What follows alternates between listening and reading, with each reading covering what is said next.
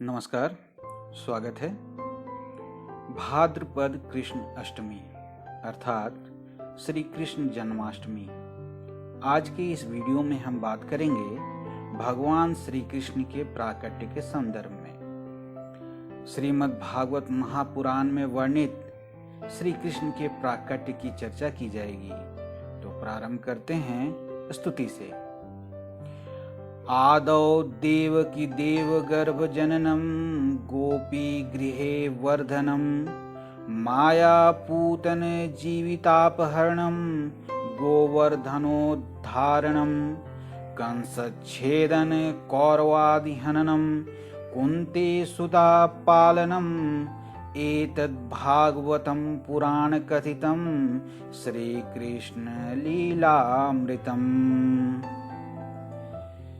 श्री सुखदेव जी और महाराज परीक्षित का संवाद हो रहा है। शुभ गुणों से युक्त श्री कृष्ण के जन्म का बहुत ही सुहावना समय है। जरा कल्पना करिए, रोहिणी नक्षत्र था।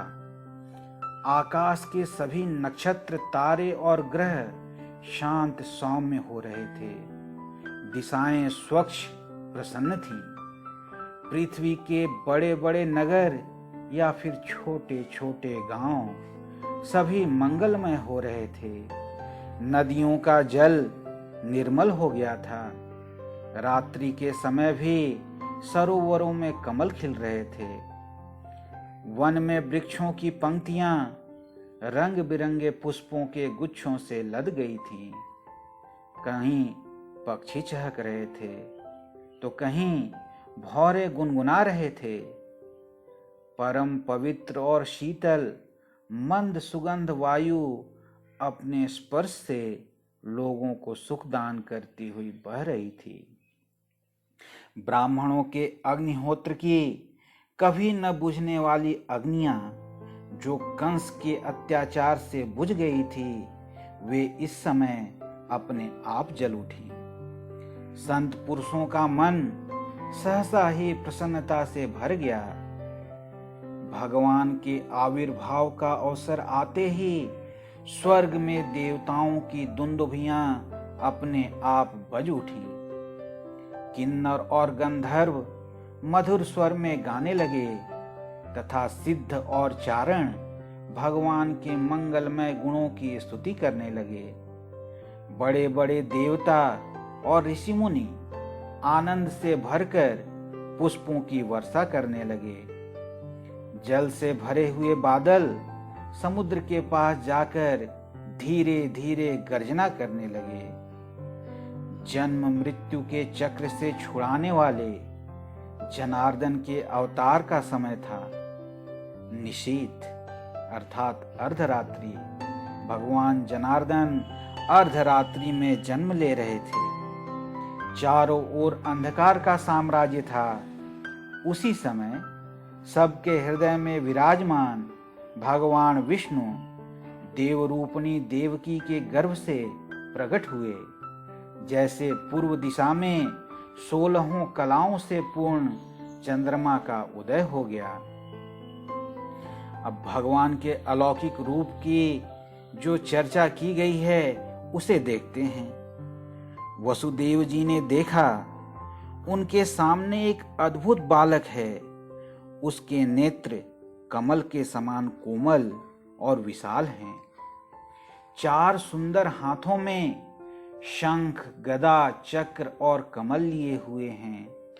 वक्ष स्थल पर श्री वत्स का चिन्ह अत्यंत सुंदर सुवर्णमयी रेखा है। गले में कौस्तुभ मणि झिलमिला रही है। वर्षाकालीन मेघ के समान परम सुंदर श्यामल शरीर पर मनोहर पीतांबर फहरा रहा है। बहुमूल्य वैदुर्य मणि के किरीट और कुंडल की कांति से सुंदर सुंदर घुंघराले बाल सूर्य की किरणों के समान चमक रहे हैं। कमर में चमचमाती करधनी की लड़ियां लटक रही हैं। बाहों में बाजूबंद और कलाइयों में कंकण शोभायमान हो रहे हैं। इन सब आभूषणों से सुशोभित बालक के अंग अंग अनोखी छटा बिखेर रही है। पहले तो वसुदेव जी आश्चर्यचकित हुए, फिर आनंद से उनकी आंखें खिल उठी। श्री कृष्ण का जन्मोत्सव मनाने की उतावली में उन्होंने उसी समय ब्राह्मणों के लिए 10,000 गायों का संकल्प कर लिया। फिर हाथ जोड़कर वे भगवान की स्तुति करने लगे। वे बोले, मैं समझ गया कि आप प्रकृति से अतीत साक्षात पुरुषोत्तम हैं। आपका स्वरूप है केवल अनुभव और केवल आनंद। आप समस्त बुद्धियों के एकमात्र साक्षी हैं। आप ही तीनों लोकों की रक्षा करने के लिए अपनी माया से सत्वमय शुक्ल वर्ण अर्थात पोषणकारी विष्णु रूप धारण करते हैं। उत्पत्ति के लिए रजः प्रधान रक्त वर्ण अर्थात सृजनकारी ब्रह्मा रूप और प्रलय के समय तमोगुण प्रधान कृष्ण वर्ण अर्थात संहारकारी रुद्र रूप स्वीकार करते हैं। प्रभो, आप सर्वशक्तिमान और सबके स्वामी हैं। इस संसार की रक्षा के लिए ही आपने मेरे घर अवतार लिया है। आजकल कोटि कोटि असुर सेनापतियों ने राजा का नाम धारण कर रखा है और अपने अधीन बड़ी बड़ी सेनाएं कर रखी हैं। आप उन सब का संहार करेंगे। यह कंस बड़ा दुष्ट है। इसे जब मालूम हुआ कि आपका अवतार हमारे घर होने वाला है, तब उसने आपके भय से आपके बड़े भाइयों को मार डाला। अभी उसके दूत आपके अवतार का समाचार उसे सुनाएंगे और वह अभी अभी हाथ में शस्त्र लेकर दौड़ा आएगा।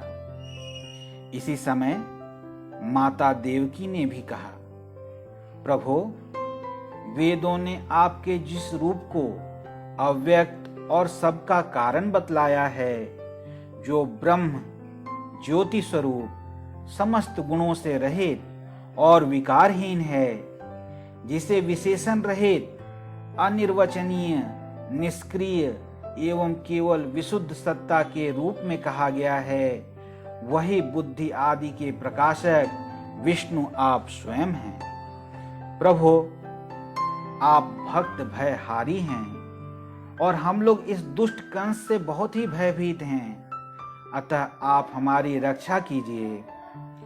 मधुसूदन, इस पापी कंस को यह बात मालूम न हो कि आपका जन्म मेरे गर्भ से हुआ है। मेरा धैर्य टूट रहा है।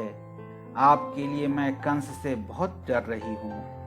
आप शंख चक्र गदा और कमल की शोभा से युक्त अपना यह चतुर्भुज रूप छिपा लीजिए। इतनी सारी बातें होने के बाद श्री भगवान जी ने कहा, देवी, स्वयंभू मनवंतर में जब तुम्हारा पहला जन्म हुआ था, उस समय तुम्हारा नाम कृष्णि था और ये वसुदेव सुतपा नाम के प्रजापति थे। जब ब्रह्मा जी ने तुम दोनों को संतान उत्पन्न करने की आज्ञा दी, तब तुम लोगों ने इंद्रियों का दमन करके उत्कृष्ट तपस्या की। मुझ में चित्त लगाकर तुम दोनों ने देवताओं के 12,000 वर्षों तक घोर तपस्या की।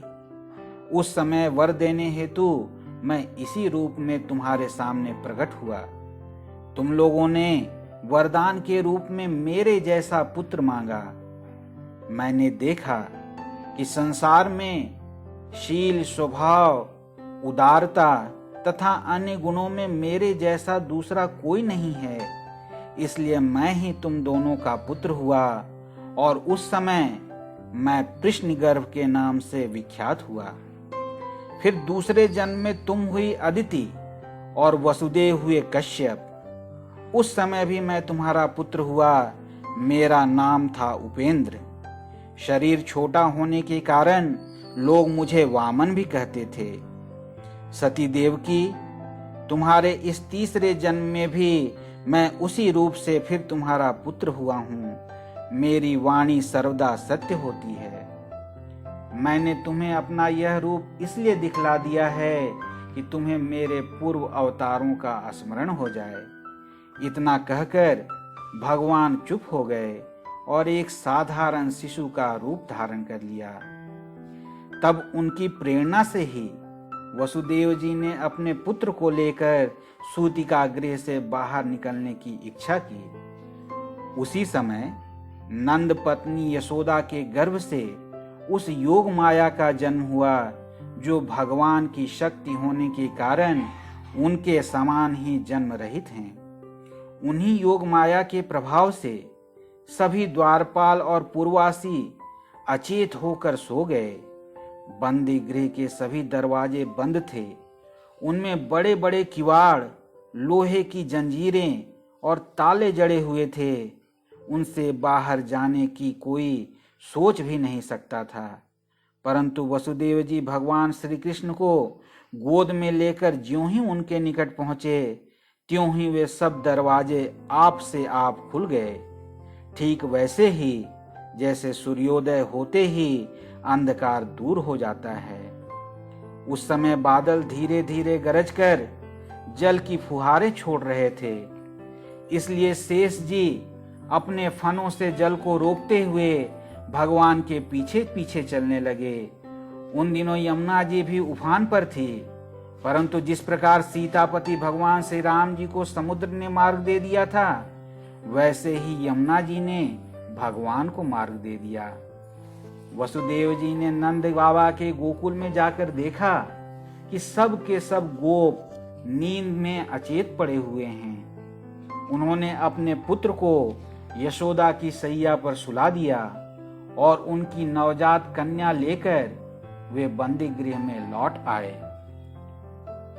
नमो ब्रह्मण देवाय गो ब्राह्मण हिताय च जगद्धिताय कृष्णाय गोविंदाय नमो नमः।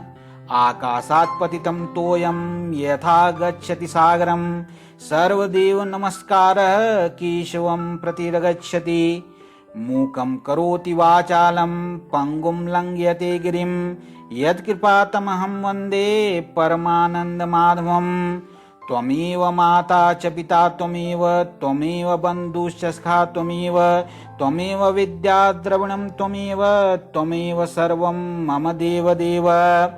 एकोऽपि कृष्णस्य कृतप्रणामो दशाश्वमेधावभृतेन तुल्य। दशाश्वमेधे पुनरेति जन्म कृष्ण प्रणामिन पुनर्भवाय। आज कृष्ण जन्माष्टमी के अवसर पर जो भी पूरे भक्ति भाव से इस कथा को सुनता है, कहता है, उसके सारे कार्य पूर्ण होते हैं, इसमें कोई संदेह नहीं है। ओम नमो भगवते वासुदेवाय। श्री कृष्ण जी की जय।